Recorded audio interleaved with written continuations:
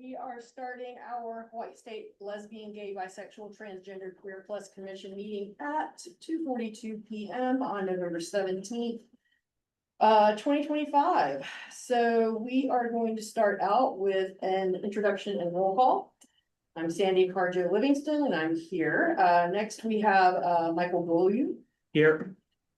We have Philip Steinbacher and Rocco Vick, who have excused absences. Shanda, Brack. Kathleen Odell has an excused absence as well. We don't know about Joe. Have we heard that from Joe? Okay, we're waiting to find out from Joe and Rick Velasquez. I'm here. Nobody else in the room. Wonderful, thank you. Next, we have our ex-officios or their designees, and I need for you to say you're here and whether or not there's someone in the room with you or if you're in a private area. So our first is Superintendent of Education designee, Beth Schimmelfennig. Hi, I'm here and there is no one else in the room. Thank you, Beth. Next is President of the University of Hawaii Systems designee, Dr. Camaron Miyamoto. Oh, Scott, this is, okay, Scott, I see you. Let me then, I will make you.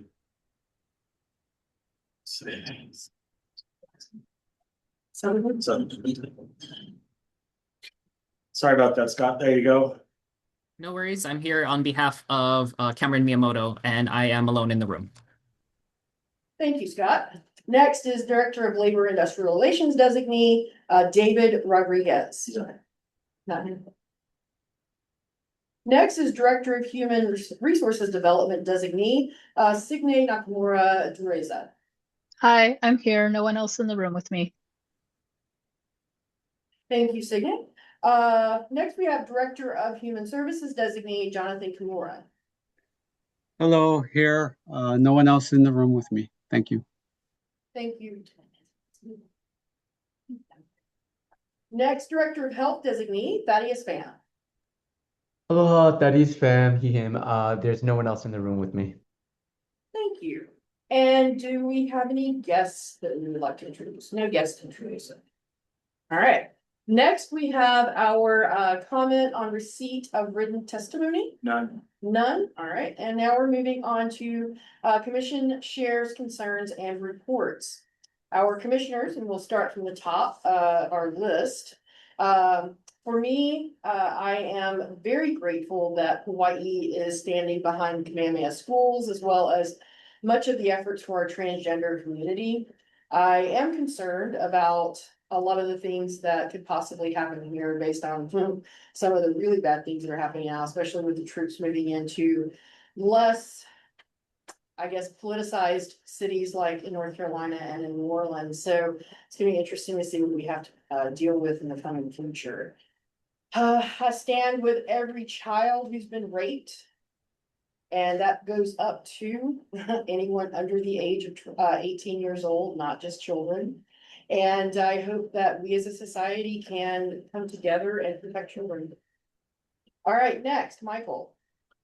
In the board packet, I have several different things in there, but just a reminder that we are in the middle of Transgender Awareness Month and Transgender Awareness Week actually as well, which goes through the 19th, and then culminates on November 20th with the Transgender Day of Remembrance.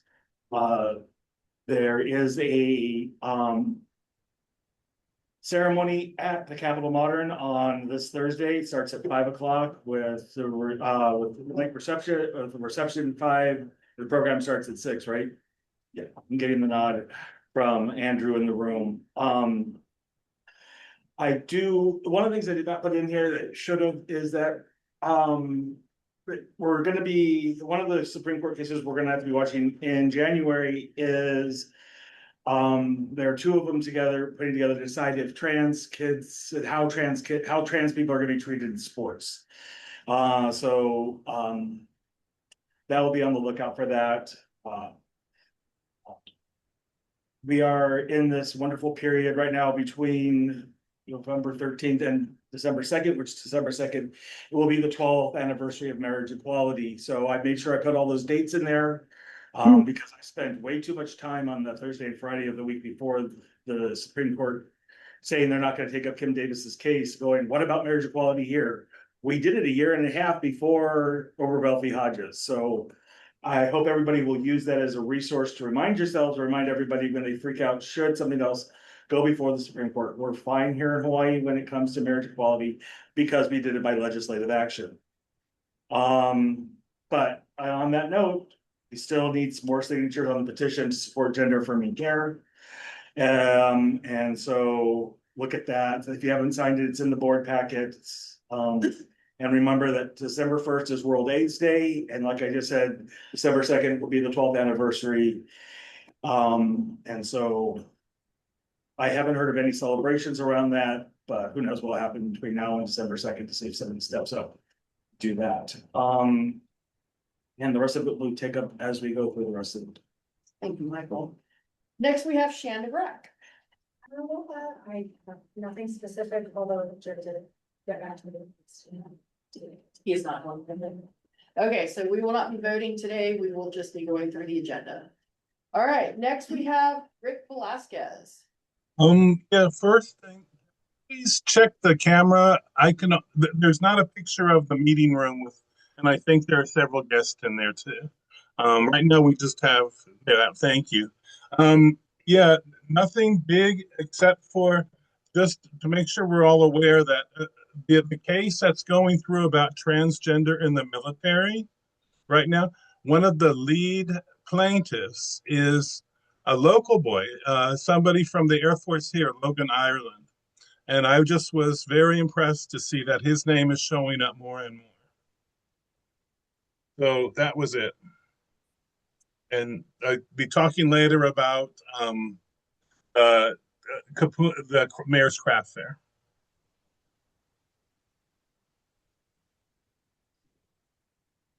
Okay. Okay, thank you, Rick. Next, we have our ex-officios. Let's see, to my list, Beth.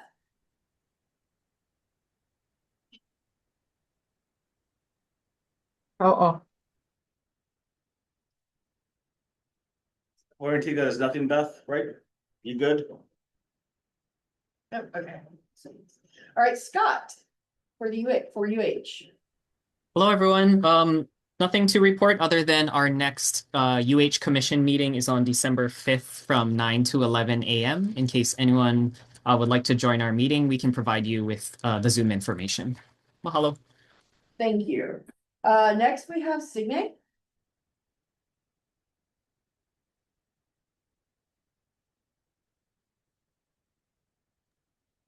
Sorry, nothing to report. Thank you. Thank you. Next, we have Jonathan. No updates from DHS. Thank you. Thank you. And next, we have Thaddeus. no updates, but I will just put the Sexual and Gender Minority Resource Hub in the chat for folks who need it. Thank you. Thank you. We do not have the finance director available, so we won't have that report. And let's see, official communications from state officials. Do you have anything for that? There is none. None. And any public testimony? So for those of you who may have joined late, if you wish to, when the calls for public testimony, please raise your hand. At that point, you'll be given the opportunity to unmute yourself. So I see no hands raised, so we can move. All right. So next we have guest presentations, and they'll have about 10 minutes to do their presentations. You have one. Oh. Okay. Oh, wait, okay. Nolan, go ahead and unmute yourself.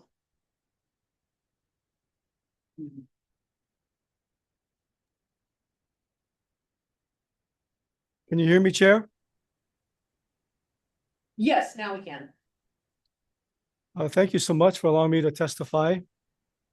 I'm going to be, do I have about 3 minutes? Is that the time limit? Nope, it's No, 1 minute here. Or 1 minute? So I'll just speak until I'm done and just tell me when the minute has elapsed. I'm going to speak to in regard to the gender affirming care. I heard that there was a move or an executive order that the governor was thinking of signing to make our state a sanctuary. And so my testimony is based on a July 9th, 2025 gender affirming care workshop by the Federal Trade Commission There were 33 guests, testifiers, and speakers at that event. I'm here to share a synopsis of the concerns and experience of the parents of the young people harmed by rushed experimental medical interventions marketed as life-saving. Some of the key points: across the United States, parents and detransitioners are coming forward with heartbreaking stories of deception and irreversible harm from puberty blockers, cross-sex hormones, and surgeries pushed on vulnerable youth. Medical associations like the World Professional Association for Transgender Health and the American Academy of Pediatrics have abandoned science and ethics, promoting treatments with little evidence of significant risks, including infertility, sex All right, your time is up. You'll be muted now. Thank you. All right, next we're moving on to our guest presentations, and you'll be allowed about 10 minutes to be able to discuss what you are bringing to us. And we really appreciate these next two. They are working really hard to ensure civil rights and that hate is not spread the way it is spreading right now. So our first speaker is Heather McVeigh. She's the Deputy Executive Director for the Hawaii Civil Rights Commission. And she is here to discuss Hawaii's non-discrimination laws and what the HCRC's Liana is. Thank you so much. Would it be better if I stand so folks can see me, or if I'm here, maybe they can hear me better, because I'm a little hoarse. It's fine. This will pick you up very This quickly. is- Yeah. Okay. Yeah, and we can see you fine too.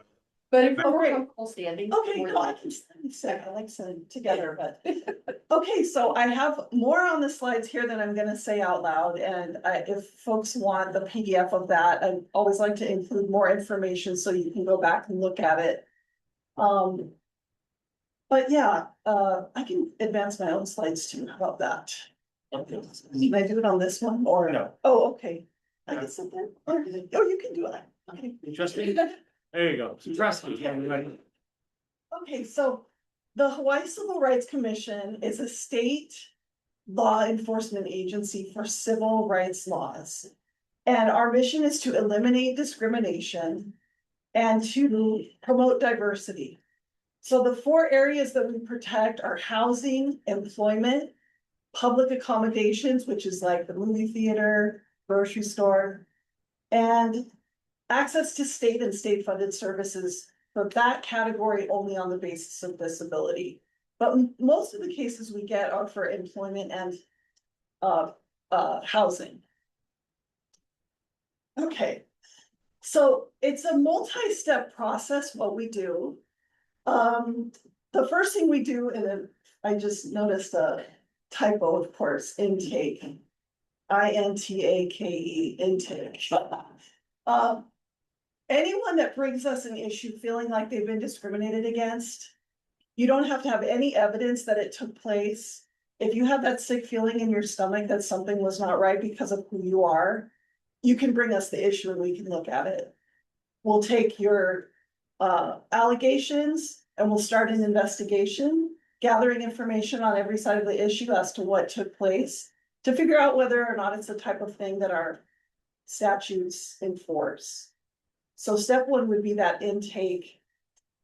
If we decide it is something that we're allowed to work on, then we'll start an investigation. We have a team of investigators that are trained to specialize in housing or the other types of cases. Okay, so next step would be step 1.5, which is as soon as we have a case that's filed, we immediately start to work to heal and come to some kind of a solution to the problem through mediation, if the parties are open to it, or through any kind of a agreement that the parties define. And the reason for that is that we can get faster results. We can quickly get change in policy. And as everyone knows, litigation takes forever and nobody enjoys it, maybe except for the attorneys, because we're sick people. But so that's step 1.5, optional mediation. And we renew that throughout our process. Next slide, please. So if we get through the investigation and we determine that, yeah, it does appear there's enough evidence to establish a claim, then the case will change into an enforcement action, meaning that now we're going to litigate the case, kind of like how a prosecutor would charge. And then we'll have an attorney assigned to the matter. And that can culminate if we still can't settle the case in an administrative hearing, which is like, some people call it like a contested case hearing, but it's administrative version of like what a civil trial would look like with a hearings examiner. All right.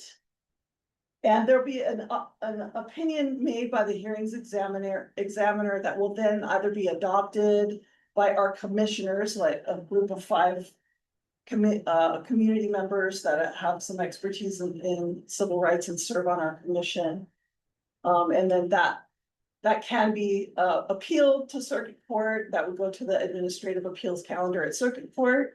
Or if the parties don't appeal it, then the violation or whatever the opinion would stand. So that's our process in a nutshell. But let me talk some more about particulars. Oh, that's, you can skip that one, the administrative hearing. Okay, this is starting with the employment cases. These are all of the different protected classes we have. And in Hawaii, we have some of the strongest, most amazing civil rights in the country. And we're also very humble about it, but we protect LGBTQ issues, and we have since the early 90s. So gender identity and expression. We also protect on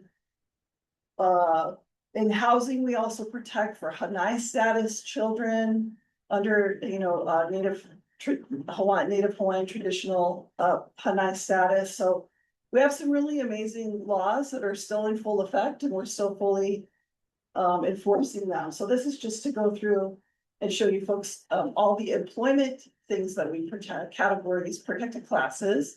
And next slide, I believe, is all the other types of cases. And I have the Northern Lights I thought you would enjoy. So you can see for housing, that's the protected bases are there. We include HIV status as well. Familial status, which is if you have children, and Hanai status is included. And then for public accommodations, of course, we do sexual orientation, gender identity, and expression as well. So there's really complete coverage for all of that. This is kind of a flow chart for learners that want to see it in a process. Like I said, we try to encourage settlement at every stage and as early as we can to try to help employers and landlords get the information they need if they don't know what they're doing, and help bring relief to complainants as soon as possible, if that's possible. All right. And some other stuff that we do, policy work, especially at the state legislature. We're doing as much outreach and education as we can possibly squeeze out of our 8-hour workday. I'll put that in air quotes, 8-hour workday. But also recently, we're just really trying to stay connected, which we're very grateful for this invitation to be here today. And we just want to acknowledge that, we believe there's a lot of underreporting for civil rights matters, and for a number of reasons. I think a lot of local folks are not really inclined to complain. First of all, I think a lot of people kind of, something happens, they kind of take it with a grain of salt and move on, or they think, I don't want to make ass, or I don't want retaliation, so I'm just going to move on from that. But the way that we make big change in the community really is by addressing those things as they come up, to get information where it needs to be. And I think for the most part, people want to follow the rules in Hawaii, and getting the kind of settlements that we do, where we do policy and training for employers and housing related peak professionals, is really what we get out of it as a commission and working for the state. So also, I just want to comment that I know you all are in tune here, and whoever's watching from home or wherever you're at work. The state is still protecting all of our protected classes, but we've been told by HUD and EEOC that they're no longer going to process cases related to gender identity and expression. HUD has told us officially they're not protecting on the basis of sexual orientation, which is banana pants and wrong. And there's a lot of, shout out to the people we know that have been in HUD that we love and have been there for a long time. And, it's many levels of trauma that they're all going through too, but we want to make it very clear that regardless of what policy they roll out, Hawaii state law still stands. And the difference between what we do and what HUD and the EEOC does, we have only 180-day statute of limitations, whereas they have either 300 or 365 days. So one of the things we're looking at is trying to increase our statute of limitations to capture that accessibility chunk of time for individuals that otherwise don't have the means to go to circuit court and file their own case, which is really what we were created for, to have a place where someone can go and find out if they were discriminated against, and if so, do something about it. So we don't represent people directly, we represent the state, but through our process, we can bring relief that you otherwise would have to pay a lot of money and heartache for it in circuit court. That being said, people do have a right to go to circuit court as well, directly for housing matters. For employment, you still have to get a right to sue from us. So I think that's my last slide. Maybe there's one more. Oh, just some questions, kind of a flow chart. Should you refer someone to us if an issue pops up? If they feel like they've been discriminated in one of the areas that you heard me state, if they're a member of the protected, if it's because of who they are as a protected class, immutable characteristic or otherwise, and if it was in the last 180 days, and if you're not sure, just refer them anyways, and there's no cost, it's completely confidential at that point. And we're happy to look into it and see if something happened or not, and at least give someone a peace of mind, even if it wasn't something that we cover. So, and we would appreciate to stay connected so that we can give appropriate referrals to other agencies as well when things come up, and we can all work together and increase our efficacy for the community. So that's the scoop. I think that's it. Wow, and under Thank time. you so Well done. much. Yeah, appreciate it. Question for you. Yes. Would it be okay if we put these slides on our social media so that people have access to this information, or would you prefer not? Sure, that would be fine with me. Absolutely. And I can send it in a different format. I'll fix it. Okay. I'll fix it. Thank you. You see it immediately after you've done it. Right? Yeah. Thank you. Frantically making slides. That's so funny. And Yeah. So all the contact information you saw there is also reiterated on our website as well. We just stole everything from Yeah. the website through. And your website's amazing, by the way. The glossary is so amazing. I love it. I'm like, wow, other states, trust me. We also belong to the International Association of Official Human Rights Agencies, which is the same, what we do, other agencies across the country. And people are just blown away at how progressive Hawaii is, and they always have been. But, you know, when I saw what really went through your folks' website, I was like, this is the sauce. I mean, this is what so many people could rely upon to educate themselves and just, you know, continue supporting people's rights. And civil rights is really about freedom, you know? What could be more patriotic? Yeah, right. So Expression. thank you so much. Thank you, Heather. Really appreciate that. And I hate to excuse me, but I have another amazing. Okay. Thank you so much for taking the time to be here. Yeah. Do we have any public testimony about Heather's presentation specifically? All right, next we have someone that many of you probably know already, Ezra Tuolo. He is one of the former NFL stars who've come from Hawaii, and he has been doing a lot with his life. So he's going to be talking about hate is wrong in all forms, in any form. And Sarah will be sharing how hate silences, isolates, destroys, and kills. His goal is to educate and inspire others to choose aloha and kindness in every form and take a strong stand against the hate that exists in today's world. Now, Ezra has founded Hate is Wrong, and it is now an international organization that is educating youth as well as adults. So take it away. Oh, sorry, gotta unmute. No, I got it. Aloha, everyone, from the beautiful island of Minnesota. I hope you guys are keeping warm because it's so warm, 40 degrees here. But I just, Sandy, thank you so much for the floor. I want to just thank you guys for all the work that you guys are doing there in Hawaii. It's really good to come back and just see a bunch of the things that you guys are doing. My organization is called Hate is Wrong. Our slogan is hate in any form is wrong. I created it when I played in the NFL. It was a way for me to fight the fight within the shadows, right? Especially being in the closet back in those days where it was so homophobic, and it wasn't popular to be gay. But so 2017, when it was when we had the Super Bowl here, I created our nonprofit Hate Is Wrong, and what we do is we raise money for anti-bullying programs. We go around the country and we talk about bullying, but also we are, I try to bridge the gap between the NFL or professional sports, that I was in, and also the LGBT, my community that I love.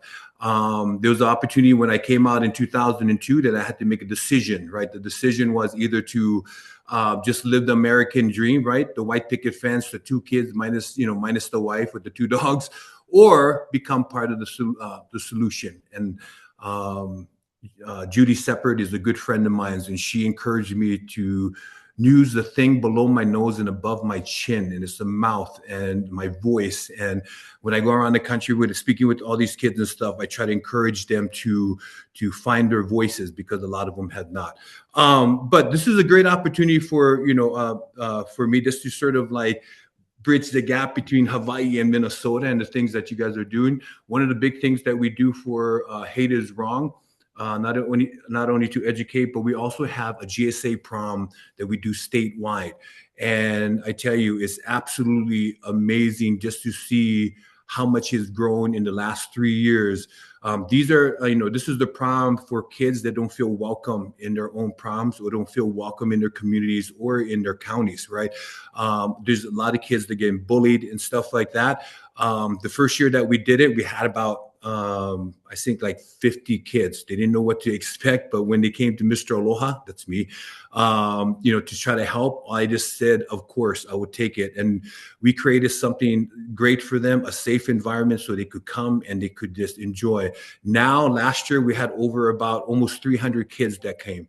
We had kids coming in from Iowa and Wisconsin, just hearing all about everything that we were doing. And I tell you, it's just encouraging to see the looks on their faces, right? And not only that, we have boys coming in, changing into their dresses and stuff. And at the end of the the prom, what they do and stuff is they change back into their regular clothes as their parents pick them up. I try to create a safe environment. I bring in entertainment. My restaurant sponsors. I have a restaurant here called 98 Hawaiian Grill, and we sponsor all the food. Volunteers is very important, and I try to encourage a lot of people to get involved in any way that they can. But this is the thing I think you guys do and we do, right? And we do this because we love our community. We do this because the aloha and stuff that we have, not only for each other, but for everyone else. All the problems that we've had in this world, as you can see, you guys, especially in Hawaii and stuff, do a fantastic job helping these people that need help, right? So with a lot of these things that we do, one of the biggest compliment I got from doing the GA State Prom is from a psychiatrist that works with a lot of the kids. And what she's told me and stuff afterwards was, thank you so much. I thought she was saying about the prom. I was like, oh, you're welcome, right? We got to do this. But no, she said, thank you for letting these kids forget to cut themselves or forget to take their lives or want to commit suicide, right? And so that's sort of kind of the reason why I think we do what we do, right? For our younger generation. That's why I go out there and and I use my voice to sort of be the voices for all these younger kids that don't have any voices, right? And so it's important and stuff that we need to do all of that. It's crazy, right? I played in the NFL for 9 years, and when I came out and stuff, I still get the hate. Right. I still get people that's trying to erase Ezra Tuaolo, right? I still get people and stuff telling me and stuff that I was a never good football player or anything like that. But I always tell them, shut the hell up, use the Googleizer and Google my stats, because I have more stats than any guy, like 80% of the guys that played my position. But this is the crazy thing, right? So in Hawaii, right, they have a Polynesian Football Hall of Fame, right? And so I just found out about this thing 2 years ago, right?